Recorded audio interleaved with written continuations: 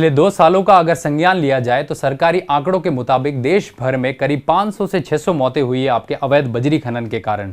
ये बहुत ही आम मुद्दा है। आज इसी मुद्दे को वीडियो के अंदर डिस्कस करेंगे। नमस्कार साथियों, मेरा नाम है अजीत सिंह और सक्सेस पॉइंट में आप सभी का हार्दिक स्वागत है। आज का जो वीडियो है हमारा बेहद महत्वपूर्ण है। बेहद महत्वपूर्ण क्यों कहूंगा मैं, क्योंकि अभी कुछ दिन पहले ही राजस्थान विधानसभा के अंदर भी ये मुद्दा उठा था कि अवैध बजरी खनन पे कैसे लगाम लगाया जाए। तो वहां पे सबने ये कहा था इसके ऊपर अलग से चर्चा करेंगे। अलग से चर्चा क्यों करेंगे? क्योंकि ये बहुत बड़ा और जटिल मुद्दा है। इसको समझना और इस चीज के बारे में पूरा जानना और इसके समाधान निकालना बहुत आसान काम नहीं है, बेहद मुश्किल काम है सरकार के लिए भी। और आए दिन न्यूज छपती रहती है न्यूज़पेपर में कि आज इसकी मौत अवैध बजरी खनन के कारण, आज उसकी मौत, कई सारी चीजें होती है। जैसे न्यूज कटिंग्स की बात कर लूं तो ये देखिए, ट्रैक्टर है बजरी माफिया के तहत आपके ट्रैक्टर चढ़ा दिया गया एक पत्रकार के ऊपर, पत्रकार को मार दिया। यहाँ देखिए आपके, ये देखे तो एक बॉर्डर होमगार्ड या पुलिस की टीम थी, उनके ऊपर चढ़ा दिया ट्रैक्टर, मतलब कोई लगाम नहीं है इनके ऊपर। फिर देखिए यहाँ पे नदी काट ली गई है पूरी की पूरी, अवैध खनन पे रोक नहीं है बिल्कुल भी, नदियां की नदियां नष्ट हो रही है। तो ये सारी चीजें इसके अंदर है। ये पूरी न्यूज़पेपर कटिंग्स अभी की है, कुछ ही दिनों की, 2-4 दिनों की। और आज सुबह की भी एक न्यूज थी कि एक महिला की मृत्यु हो गई। आपस में राइवलरी थी दो अवैध ये आपके बजरी खनन वालों के बीच में, और एक महिला की मृत्यु होगी उसके बीच में, लेकिन कोई भी इसके ऊपर एक्शन वैक्शन ज्यादा नहीं हुए हैं। तो इस पूरी बात को समझेंगे। मुद्दा सिर्फ राजस्थान के ऊपर केंद्रित नहीं है, मुद्दा देश का भी है और मुद्दा पूरे विश्व का भी है। ये तो रेत एक बहुत बड़ा संसाधन है। कैसे है ये सारी चीजें आप जैसे जैसे इन पॉइंट्स को समझोगे सब आपके क्लियर होता हुआ जाएगा। तो पॉइंट क्या क्या है डिस्कशन वाले, वो आपको मैं पहले बता देता हूं। सबसे पहले जिस चीज के बारे में पढ़ रहे हैं तो उसका निर्माण कैसे होता है उसको पढ़ेंगे। सैंड या फिर ग्रेवल कहते हैं, ग्रेवल मिट्टी से थोड़े बड़े कण होते हैं, उसको कहते हैं बजरी भी कहते हैं हम आम भाषा में। तो ये बनती कैसे है। दूसरी चीज है कि रेत बजरी का उपयोग, जब उसका निर्माण की प्रक्रिया समझ जाएंगे तो ये भी समझ जाएंगे साथ साथ में कि इसके उपयोग क्या क्या हो सकते हैं या क्या क्या उपयोग है अभी। तीसरी बात ये होगी कि रेत बजरी से के अविवेकपूर्ण दोहन से जो हानि हो रही है, मतलब इसको एकदम जो यूज किया जा रहा है अच्छे से नहीं किया जा रहा है, एक अविवेकपूर्ण दोहन हो रहा है इसका, इससे क्या हानि हो सकती है। हर जगह हानि होगी, एक आम आदमी भी होगा वो भी इससे अफेक्ट होगा कुछ दिनों के अंदर। आप देखना इसमें सारी चीजें अब क्लियर होंगी। सरकार का नियंत्रण क्या है इसके ऊपर। देखिए सरकार कैसे इस रेत खनन को, रेत खनन आपको पता हो तो रेत हमारी एक क्या है, मिनरल है, एक हमारा खनिज है। सरकार ने इसको किस अधिनियम के तहत वर्गीकृत किया हुआ है, मंत्रालय कौन सा इसको नियंत्रित करता है, राज्यों के अधीन है या फिर आपके जो देश है उसके अधीन है, उसके बारे में बात करेंगे। फिर बात आ जाती है अवैध रेत बजरी खनन के कारण व समस्याएं। इसके कारण क्या है, आखिर क्या रीजंस है कि ये अभी भी जारी हो रहा है, सरकार क्यों लगाम नहीं लगा पा रही है इसके ऊपर। फिर इससे होने वाली समस्याएं क्या क्या है, अगर ये रेत खनन ऐसे ही चलता रहा तो क्या समस्याएं उत्पन्न होगी। फिर बात करेंगे सरकार के प्रयास के, गवर्नमेंट ने अभी तक क्या प्रयास किए हैं। कुछ अगर अधिनियम लेके आई है तो वो भी देखेंगे, कुछ योजनाएं लेके आई सरकार तो वो भी देखेंगे। सबसे लास्ट पॉइंट मेरा एज ऑलवेज समाधान। हर चीज का अपना एक समाधान होता है और कुछ समाधान के इनपुट्स मैंने मेरी तरफ से भी दिए हैं। अगर आपको लगे कि कुछ और समाधान इसके हो सकते हैं तो आप बिल्कुल मेरे को कमेंट के अंदर बता सकते हैं। तो चलिए सबसे पहले स्टार्ट करते हैं। सैंड, ग्रेवल या बजरी का निर्माण कैसे होता है। बहुत ही आसान तरीका है इसको समझने का, बहुत ही ईजी वे में इसको समझेंगे। अब देखिए इसका निर्माण की बात करूं कि इसके निर्माण की प्रक्रिया क्या है, तो या तो रेत कहते हैं हम या फिर बजरी कहते हैं। इसको दो प्रकार से बनाई जाती है। देखिए एक प्रोसेस होता है जिसको कहते हैं अंग्रेजी में वेदरिंग। वेदरिंग को आपके हिंदी में अगर मैं कहूं तो इसे कहते हैं अपक्षय, और आपने ज्योग्राफी के अंदर बहुत अच्छे से इसको पढ़ा होगा अपक्षय को। और दूसरा जो इसका प्रोसेस होता है वो आपके होता है इरोजन। इरोजन का मतलब हो गया आपके अपर्दन। इरोजन का मतलब होता है आपके अपर्दन। अच्छा, अपक्षय से कैसे बनती है। देखिए मिट्टी जो होती है वो आपके चट्टानों से बनती है। जो पहाड़ होते हैं, जब भी नदी निकलती है उन पहाड़ों को तोड़ती है तो बड़ी बड़ी चट्टानें टूटती टूटती हुई आपके एकदम छोटी रेत के कण में बदल जाती है। और ये अपक्षय जो होता है, ये वेदरिंग का प्रोसेस होता है, ये कहाँ होता है, ये एक ही जगह पे होता है। एक जगह पे मतलब ये एक जगह से दूसरी जगह नहीं जाएगा।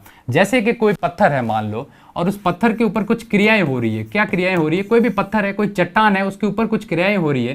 क्रियाएं क्या हो सकती है आपके, जैसे कि जल वाष्प जो है वो आपके उसके ऊपर कोई क्रिया कर रहा है। बार बार अगर कोई बारिश का पानी है वो उसके ऊपर डाला जा रहा है, या इसके अलावा बात करें कि इसके ऊपर वायु जो होती है वो इसके ऊपर बार बार दबाव डाल रही है।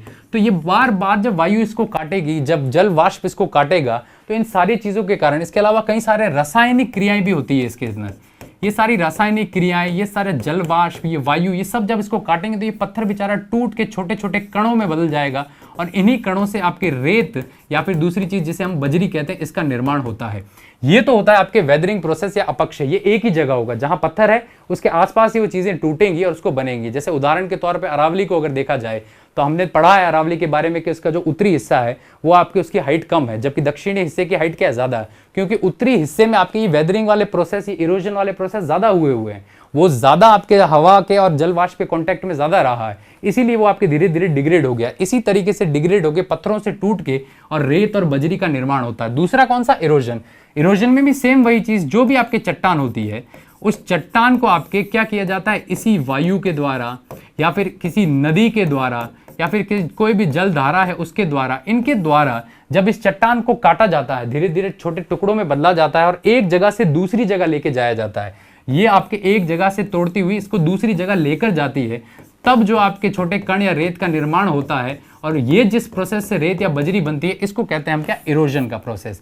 यानी वेदरिंग प्रोसेस में जो मिट्टी बनेगी वो एक ही जगह रहेगी, और यही अगर इरोजन या अपरदन से बनेगी तो मिट्टी आपके बह के दूसरी जगह चली जाएगी। जैसे हम उपजाऊ मिट्टियों को देखते हैं तो हिमालय से नदी निकलती हुई पत्थरों को तोड़ती हुई हमारे उपजाऊ मैदान बनाती है, वो मिट्टी किससे आई, इरोजन से आई है, अपरदन से आई है। और बाकी जो मिट्टी एक जगह पे ही पड़ी रहती है, जैसे कि हम हमारी बालू रेत को मान लीजिए, जो मिट्टी एक जगह होती है, आसपास की चट्टानें टूट के और वहीं की मिट्टी का निर्माण करती है। तो ऐसे आपके रेत और बजरी का निर्माण होता है। बात करें कि रेत और बजरी के पार्टिकल्स की साइज क्या होती है, तो देखिए सिंपल सा एक फर्क है कि रेत जो होती है उसकी साइज, जो आपके कण की साइज होती है, वो करीब करीब आपके मैं बताऊं तो 0.0625 मिलीमीटर से लेके और आपके 2 मिलीमीटर के बीच में होती है।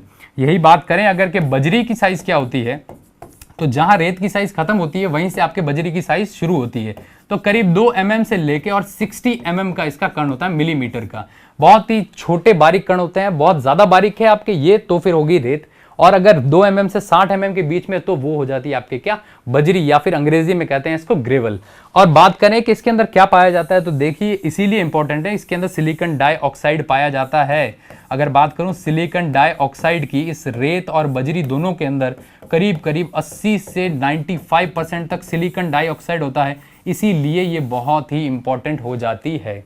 अच्छा, सिलिकॉन डाइऑक्साइड से क्या काम हो सकते हैं, तो सिलिकॉन डाइऑक्साइड से कंस्ट्रक्शन के काम होते हैं, सिलिकॉन डाइऑक्साइड से आपके सीमेंट बनता है, सिलिकॉन डाइऑक्साइड से ग्लास, जो कांच होते हैं आपके मोबाइल फोन के कांच हो गए, टीवी के कांच हो गए, कई सारी चीजें का निर्माण होता है। तो ये सिलिकॉन डाइऑक्साइड ही जरूरी है, इसीलिए आपके इसी रेत को उठाया जाता है जो नदियों के किनारे होती है, और इसी रेत को रेगुलर सैंड भी कहते हैं। अच्छा, रेगुलर सैंड का मतलब भी आपके क्या हो गया कि जो निरंतर बनती रहती है, और निरंतर रेगुलर सैंड किससे बनेगी, तो या तो आपके अपक्षय होगा उससे बनेगी, या फिर लगातार अपरदन होता रहेगा तो उससे बनेगी, और उसके अंदर आपके सिलिकॉन डाइऑक्साइड पाया जाता है। ये कई सारे एग्जाम में क्वेश्चन आया हुआ है SiO2 का। इसी SiO2 के कारण ये रेत बहुत इंपॉर्टेंट हो जाती है, नदियों वाली रेत। अब बात करते हैं कि इसके इस्तेमाल क्या है, यूजेस क्या है आखिर। तो देखिए दूसरा पॉइंट है, रेत और बजरी का उपयोग, दो टाइप के उपयोग होंगे। एक तो जो ह्यूमन हम लोग कर रहे हैं अभी, जो हम लोगों ने इससे अपने उपयोग की चीजें बनाई है वो, और दूसरा प्रकृति भी तो इस्तेमाल करती है, बिल्कुल प्राकृतिक रूप से ही तो इंपॉर्टेंट है, इसीलिए तो ये समस्या बहुत बड़ी है।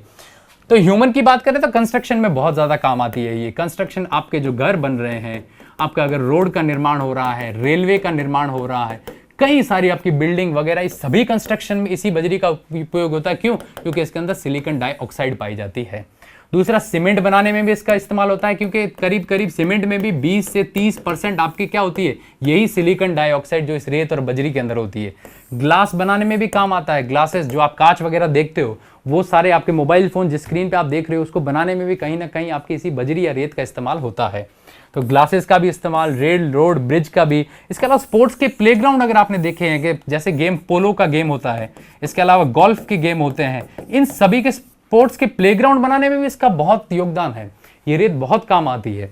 दूसरा, बात करें कि नेचर के लिए ये रेत क्या काम आ सकती है, तो सबसे मेन रीजन देखना, इसके ऊपर कई सारी चीजें इंटरकनेक्टेड है कि नदी जल प्रवाह का नियंत्रण, जो नदियां चलती है, नदियों के आसपास जब ये रेत इकट्ठा होती है तो उसका जो पानी चल रहा होता है उसके बहाव को अच्छे से नियंत्रित करती है।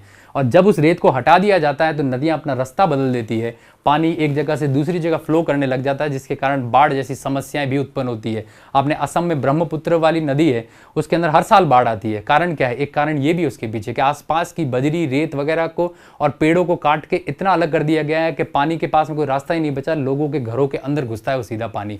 तो ये समस्या केवल आपके इलीगल सैंड माइनिंग नहीं बल्कि बाढ़ की भी एक समस्या है। दूसरा, जलीय जीव पादपों को पोषण, ये जो SiO2 है ये आपके जल के जीव भी बेचारे इस्तेमाल करते हैं, उसके अंदर जो पेड़ पौधे होते हैं वो भी इसको इस्तेमाल करते हैं और अपनी पूरी फूड साइकिल चलाते हैं उससे।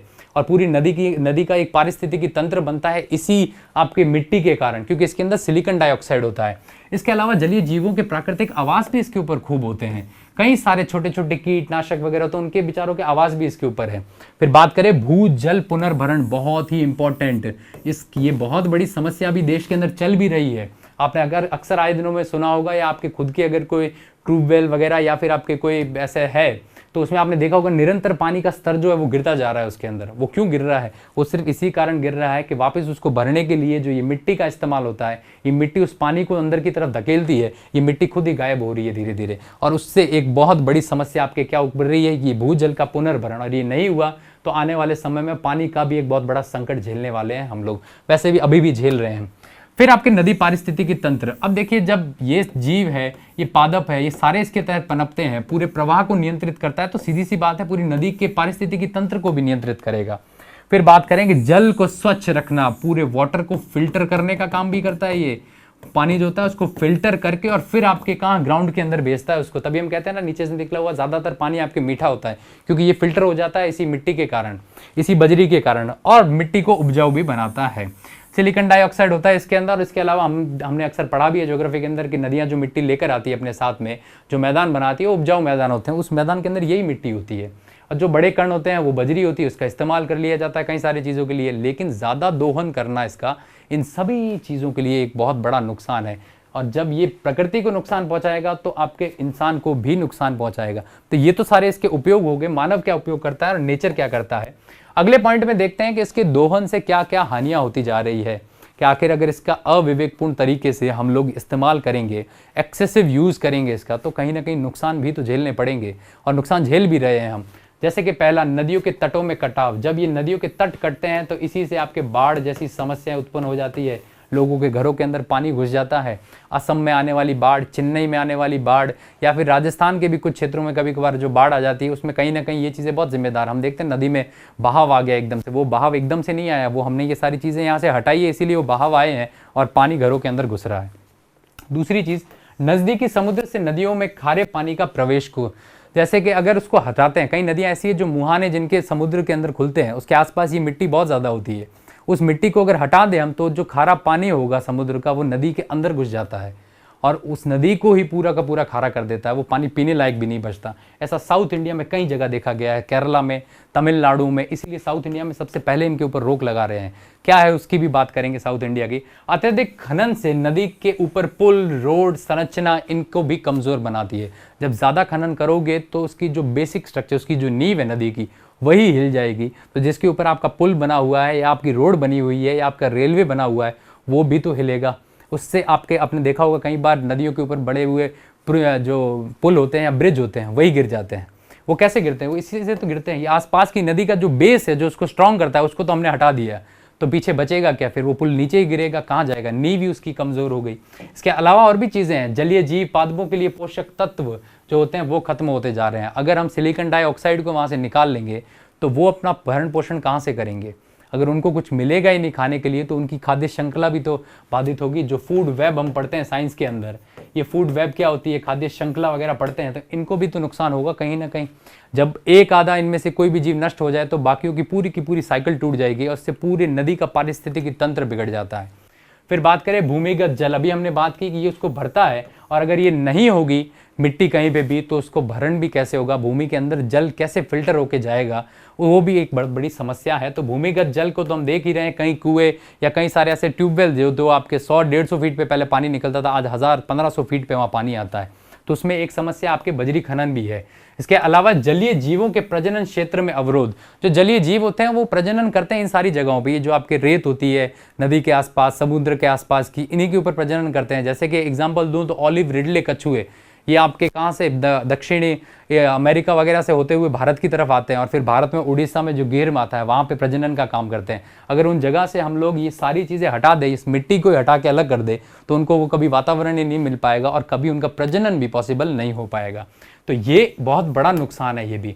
फिर बात करें कि इंसानों को भी कुछ नुकसान है कि रेत खनन से जो गाड़ियाँ होती है, जहाँ पे भी खनन किया जाता है, अपने न्यूज़ में या फिर फोटोज़ में देखा होगा, बहुत सारी गाड़ियाँ होती है उसके आसपास, तो प्रदूषण तो जाहिर सी बात है वहाँ पे होगा ही होगा। और नदी के आसपास इतना भारी मात्रा में प्रदूषण होना वहाँ के जीवों के लिए और आसपास रहने वाले लोगों के लिए भी नुकसानदायक है। कई सारे लोगों को जो काम करते हैं वहाँ पे, उनके रेत कण से श्वसन संबंधित बीमारियाँ, सांस लेने में तकलीफ हो जाती है, वो रेत के कण उनके फेफड़ों के अंदर धस जाते हैं। जो लोग वहाँ काम करते हैं उनकी उम्र वैसे ही कम हो जाती है। जो रेत खनन के वहाँ पे काम करते हैं, जो मजदूर वर्ग होता है, वो भी तो इससे इफेक्टेड है। तो सिर्फ कुछ लोगों के लिए पैसा कमाने का जरिया गलत तरीकों से कई लोगों की मौत का कारण बन जाता है। जो 500-600 आंकड़ों का मौत का आंकड़ा बताया था मैंने आपको, वो तो आपके किसका था, जो आपस में लड़के मरे हैं या उनको मारा गया है अधिकारियों को, उनको। बाकी ऐसे कई सारे लोग हैं जो इन बीमारियों से मरे हैं और उनके आंकड़ों का कोई अता पता ही नहीं है। तो ये सारी समस्याएं हैं इस रेत खनन के कारण। अभी तक हमने ये देखा, सबसे पहले रेत कैसे बनती है, दूसरी चीज़ हमने ये देखी कि उसके उपयोग क्या है, और तीसरी चीज़, अगर इसका ज़्यादा एक्सेसिव उपयोग किया जाएगा, मतलब जितनी डिमांड है उतना का उतना पूरा यूज़ कर रहे हैं और बहुत ज़्यादा ये डिमांड है, इतना पूरा करने में पृथ्वी जो है उसकी धीरे धीरे पूरी पारिस्थितिकी बिगड़ जाएगी। तो ये समस्याएं थी सारी की सारी, और ये समस्या उत्पन्न हो सकती है और हो भी गई है। अब बात करते हैं कि सरकार इसका नियंत्रण कैसे कर रही है। तो देखिए, सरकार जो है हमारा एक मंत्रालय है, खनन मंत्रालय, केंद्र सरकार की बात करूं मैं अगर तो खनन जो मंत्रालय है हमारा, या आपके माइनिंग मिनिस्ट्री, अभी वर्तमान में जो मंत्री है वो आपके प्रहलाद सिंह जोशी है, प्रहलाद जोशी जो है वो आपके हमारे वर्तमान में मंत्री है। इसी खनन मंत्रालय के द्वारा आपके एक एक्ट लाया गया था, उस एक्ट का नाम है आपके खान व खनिज। ये एक्ट अभी बहुत ज़्यादा न्यूज़ में था। अगर आप में से कोई न्यूज़ में अपडेट रहता है तो उसको पता होगा, खान खनिज के ऊपर आपके एक अभी भारत सरकार एक्ट लेकर आई थी और इसमें कई सारे बदलाव भी किए गए हैं। वो बदलाव हम नहीं पढ़ेंगे, हम नॉर्मल सी बात पढ़ेंगे कि खनिजों को कैसे वर्गीकृत किया गया है। खान व खनिज विकास व विनियमन, विकास व विनियमन। खान और खनिज, ये जो माइनिंग्स होती है और खनिज होते हैं, इनका विकास कैसे करना है और इसका विनिमय कैसे करना है, ये अधिनियम या फिर ये एक्ट, और इसको आपके 1957 के अंदर लेके आए थे। इसको इंग्लिश में कहते हैं MMDR एक्ट। MMDR का mines and minerals development and regulation act 1957, इस एक्ट का पूरा नाम है, mines and minerals development and regulation act 1957। अब इस पूरी एक्ट के अंदर देश के जितने भी आपके खनिज संसाधन है वो सारे के सारे लॉक है और इसी के अंदर सारे के सारे डिफाइन किए गए हैं। तो उनको दो पार्ट में बांटा है पूरा।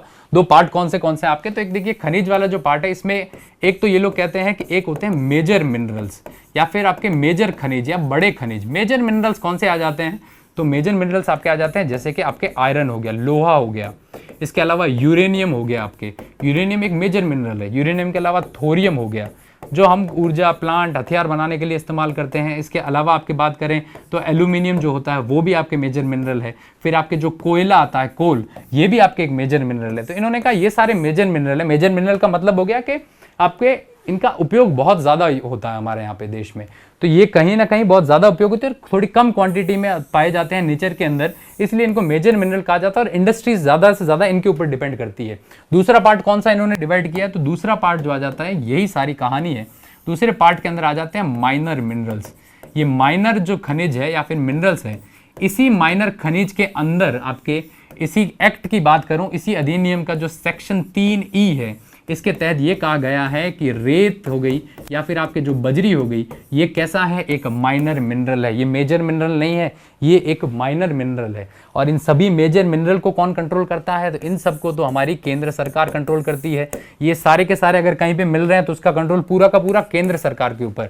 लेकिन अगर माइनर मिनरल कहीं पे मिल रहे हैं, जैसे रेत हो गई, बजरी हो गई, तो इनको आपके कौन कंट्रोल करेगा, तो इसी एक्ट के तहत जो 15वां सेक्शन है इसका, उसके तहत ये कहा गया इन सबको जो राज्य सरकार होगी वो कंट्रोल करेगी।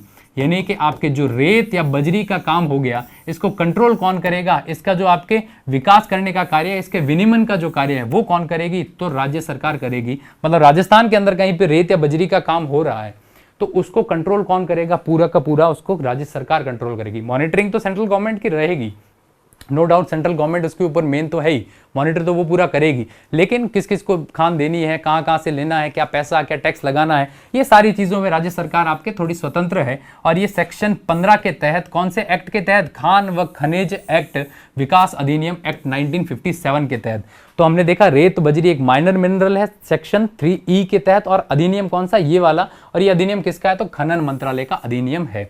और इसी के 15वें सेक्शन के तहत इसको पूरा कंट्रोल कौन करेगा, राज्य सरकार कंट्रोल करेगी, न कि केंद्र सरकार। मतलब उसका व्यापार कैसे करना है ये सारी चीजें राज्य देखेगा, मॉनिटरिंग ऊपर केंद्र सरकार की रहती है हमेशा, वो तो ऑब्वियस ही बात है। अब ये बात होगी ऐसे सरकार इसको पूरा कंट्रोल कर रही है और पूरे खान खनिज को देखती है, ऐसे डिवाइड किया गया है और सबको बताया गया है राज्य सरकारों को, आप रेत और बजरी को देखोगे। अब अगले पॉइंट के अंदर डिस्कस करते हैं कि अवैध रेत या बजरी खनन के कारण और समस्याएं, आखिर ऐसे वो क्या कारण है। सरकार ने ये अधिनियम भी बना रखे हैं, राज्यों को जिम्मेदारी भी सौंप रखी है, लेकिन वो कारण क्या क्या है आखिर जिसके कारण ये समस्या दिन बर दिन बढ़ती जा रही है। तो देखिए, सबसे पहला कारण है आपके मांग। जितनी मांग बढ़ेगी किसी चीज की उतनी ही उसकी समस्या बढ़ेगी, क्योंकि मांग कहीं ना कहीं एक बहुत बड़ा रीजन होती है इसके पीछे। जैसे कि बात करें डिमांड की, तो क्या डिमांड है, एक्सट्रीम डिमांड है इसकी। एक्सट्रीम डिमांड की भी बात करूं मैं, अगर पूरे वर्ल्ड के अंदर देखा जाए, अगर मैं पूरे वर्ल्ड के अंदर खनिज या फिर आपके संसाधन की बात करूं, रिसोर्सेज की, सबसे ज्यादा जो उपयोग किया जाता है वो आपके पानी है, जो हम पीते हैं, पानी का सबसे ज्यादा यूज करते हैं। और दूसरा अगर सबसे ज्यादा को इस्तेमाल करने वाली संसाधन है तो वो आपके क्या है, रेत या फिर ये बजरी जो है। ये पूरे वर्ल्ड के अंदर न सोना है, न चांदी है, न ही आपके दूसरी कोई चीजें हैं, बल्कि सबसे ज्यादा सेकंड नंबर पर इस्तेमाल की जाने वाली चीज क्या है, ये रेत या बजरी। बस इस बेचारी की गलती ये है कि कुछ ज्यादा मात्रा में मिलती है तो हम लोग इसका कंटिन्यू दोहन करते जा रहे हैं। अच्छा, डिमांड कितनी है इसकी, तो पूरे वर्ल्ड के अंदर करीब एक साल में 40 बिलियन टन इसकी डिमांड होती है और पूरे वर्ल्ड के अंदर इसकी खुदाई होती है। ये समस्या भारत या राजस्थान तक सीमित नहीं है, पूरे वर्ल्ड की है। यूएसए, कई बार यूनाइटेड नेशंस ने इसके ऊपर कई सारे अधिनियम बना रखे हैं इस अवैध बजरी खनन को रोकने के लिए, क्यों कहीं ना कहीं नदियों के पारितंत्र को पूरा का पूरा ये तोड़ देती है। और भारत की मैं बात करूं तो हमें पूरे साल के अंदर करीब 700 मिलियन टन ये रेत चाहिए पूरे देश के अंदर, और हर साल ये डिमांड 8 से 10% बढ़ती जा रही है कंटिन्यूसली। जब इतनी डिमांड होती है किसी चीज़ की तो सीधी सी बात है उसका कहीं ना कहीं गैर कानूनी उपयोग तो होना तय है। जब इतनी डिमांड लोग देखते हैं, इतना पैसा इसके अंदर देखते हैं, तो लोग रिस्क लेते हैं और कई बार सरकार से भी भिड़ जाते हैं इन सारे गलत कामों के लिए। तो डिमांड इसका एक सबसे बड़ा रीजन है, इतना एक्सट्रीम लेवल पे डिमांड। और ये भी कहा गया है एक रिपोर्ट के अंदर यूएन की कि जो वर्ष 2100 आएगा, आने वाले 50-60 साल के अंदर ये पूरी की पूरी डिमांड जो आपके 300% पूरे विश्व के अंदर बढ़ जाएगी। इतने लेवल पे कंस्ट्रक्शन होंगे कि 300% डिमांड ये बढ़ जाएगी। लो अभी इतनी समस्याएं हैं, जब ये स्थिति आएगी तब सोचिए आप क्या हालत होगी। ना तो ये पानी ढंग से बचेगा, ना ये रेत बचेगी।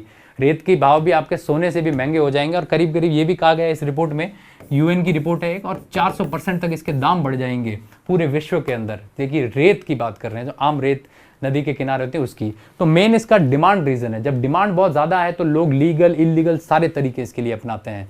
तो एक इलीगल तरीका क्यों, डिमांड के कारण। दूसरा एडमिनिस्ट्रेटिव फेलियर देश के अंदर, या रेड टेपिज्म कहते हैं। एडमिनिस्ट्रेटिव फेलियर तो है ही। एक तो देखिए ऐसा नहीं है सीधे तौर पे मैं सरकार को ये कहूँगा सरकार पूरी गलत है, सरकार अपनी कोशिशें सारी ही कर रही है, लेकिन कहीं ना कहीं प्रशासनिक फेलियर तो है, इस बात में कोई दोहराई नहीं है। प्रशासन के भी कई बार लोगों की साठगांठ होती है इन लोगों के साथ में। और ये जो चीज़ें हैं आपके जैसे अवैध जो बजरी खनन हो रहा है कहीं पे, तो आसपास प्रशासन भी तो होता है, कहीं पुलिस वाले भी होते हैं, जाते हैं, कई लोग अपनी ड्यूटी ईमानदारी से करते हैं, पकड़ते हैं, लेकिन उन माफिया लोगों को कई सारी शय होती है बड़े बड़े लोगों की, इस कारण वो बच जाते हैं।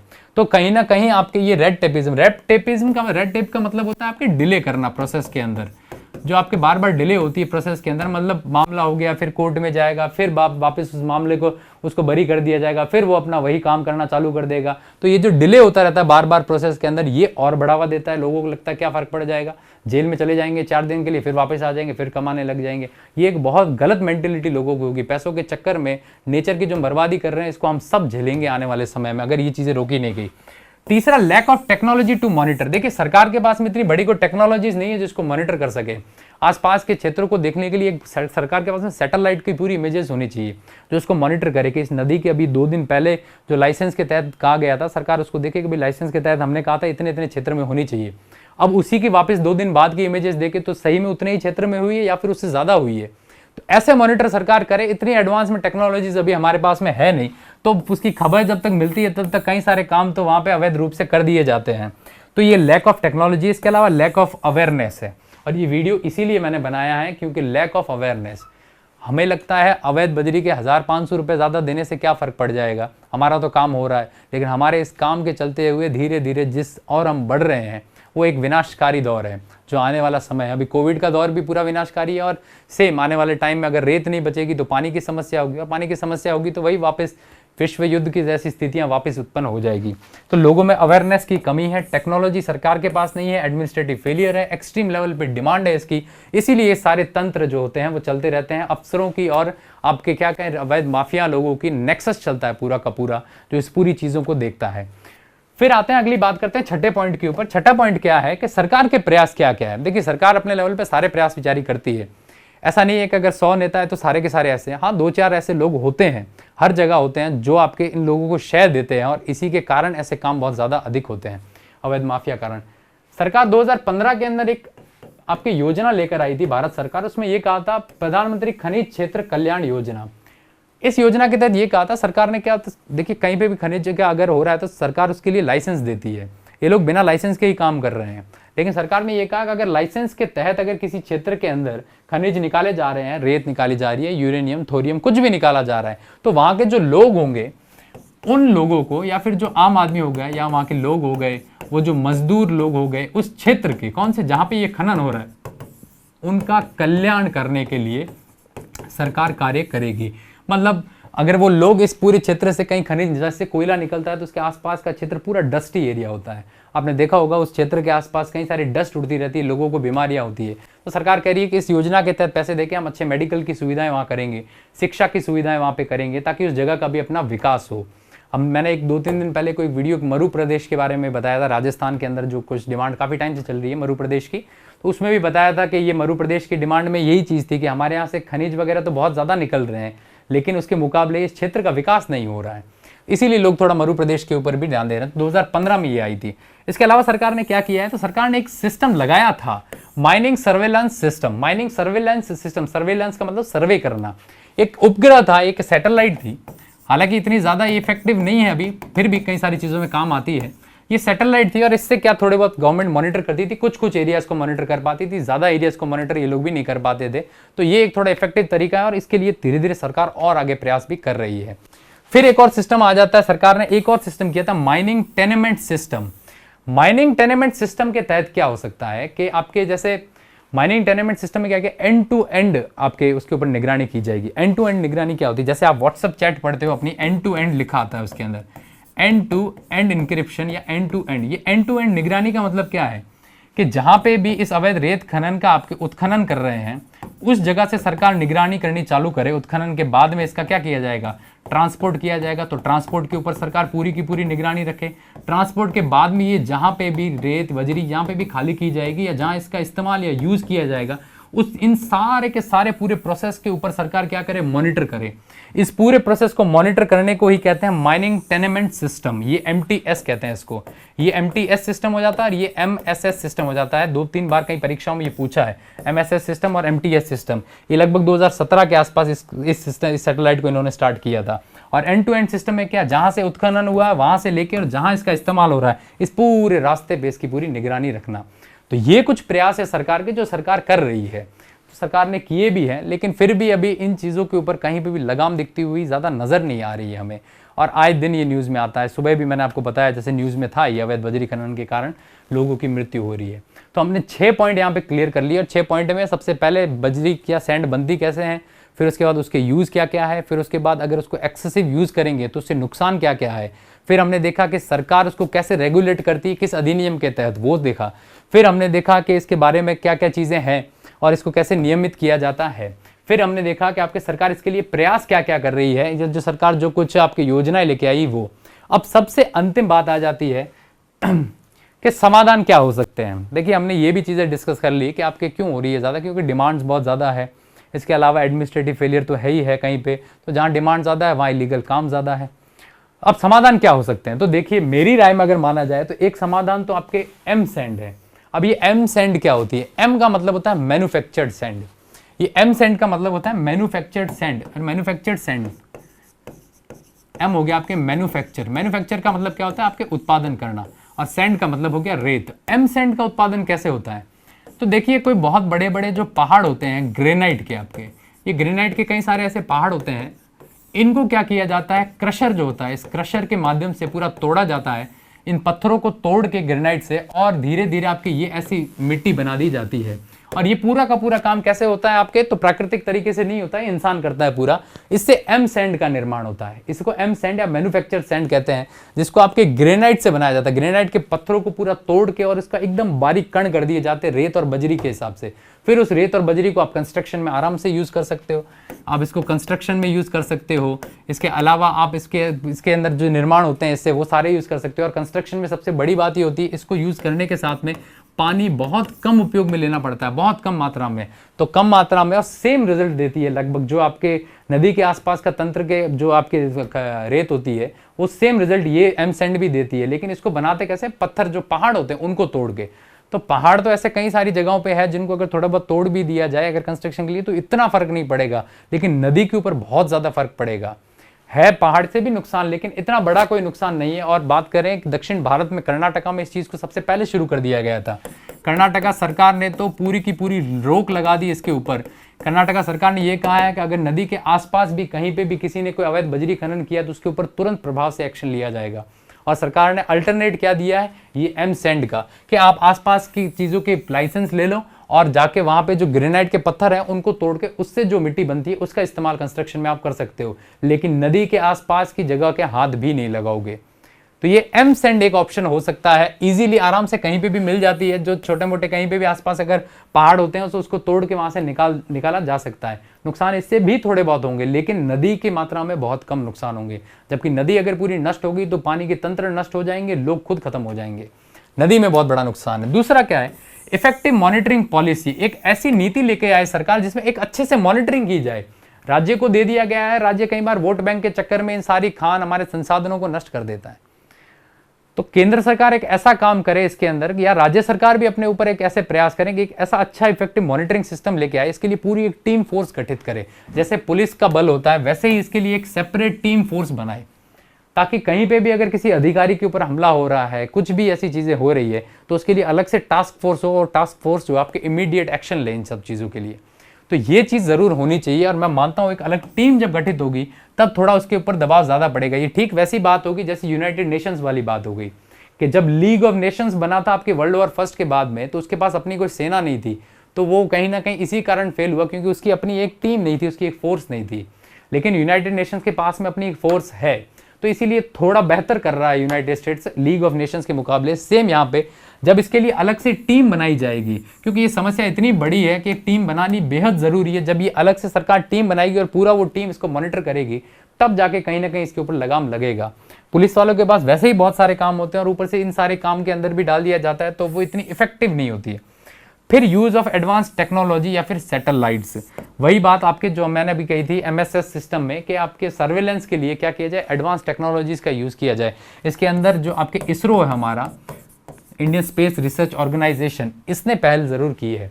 इसरो ने यह कहा है कि जो अवैध बजरी खनन हो रहा है इसके लिए हम ऐसा एक मॉनिटरिंग सिस्टम बना रहे हैं। अभी इसरो ने बात कही, और इसरो तो आपको पता ही अपना काम बहुत जल्द कर लेता है।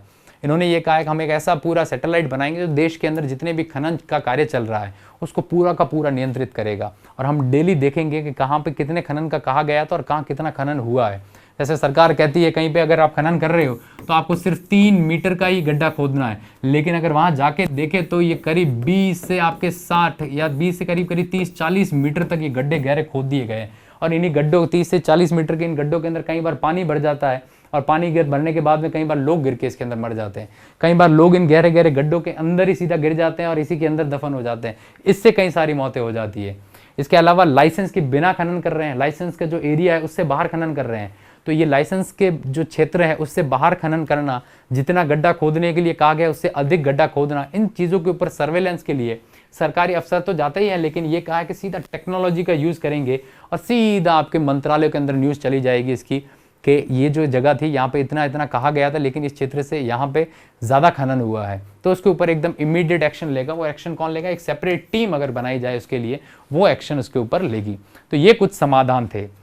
तो आज का वीडियो यहीं समाप्त करूंगा। 6 से 7 पॉइंट थे, अच्छे से समझे होंगे आपने सारे पॉइंट, और क्या समस्याएं ये है राजस्थान के अंदर भी। राजस्थान की बात करें तो पूर्वी क्षेत्र पूरा राजस्थान का जितना भी आ जाता है, जो नदियों वाला एरिया है हमारा पूर्वी क्षेत्र जो है, झालावाड़ वाला क्षेत्र या फिर कोटा वगैरह, ये दक्षिण से होते हुए पूर्व में हम सवाई माधोपुर की तरफ जाते हैं, ये पूरा नदी वाला एरिया, और नदी के एरिया में ज़्यादातर आपके बजरी निकलती है। बाड़मेर जैसलमेर की बात करें तो जैसलमेर में तो ज़्यादा कुछ नहीं है। बाड़मेर के अंदर बात करें तो लूणी नदी के आसपास ये रेत के या बजरी के खनन का काम चलता है, तो वहाँ पे भी ये सारी चीज़ें की जानी चाहिए। यहाँ की लोकल न्यूज़ भी है, ये राज्य की न्यूज़ भी है, ये केंद्र की न्यूज़ भी है, और ये पूरे विश्व की न्यूज़ भी है कि ये इलीगल सैंड माइनिंग्स आने वाले टाइम में एक बहुत बड़ी समस्या के रूप में उभर रहा है। तो सरकार को इसके लिए इफेक्टिव मॉनिटरिंग करनी चाहिए। तो आज का वीडियो यहीं समाप्त करूँगा। उम्मीद करूँगा कि आपको सारी चीज़ें समझ में आई होंगी। तो तब तक के लिए बहुत बहुत धन्यवाद आप सभी का।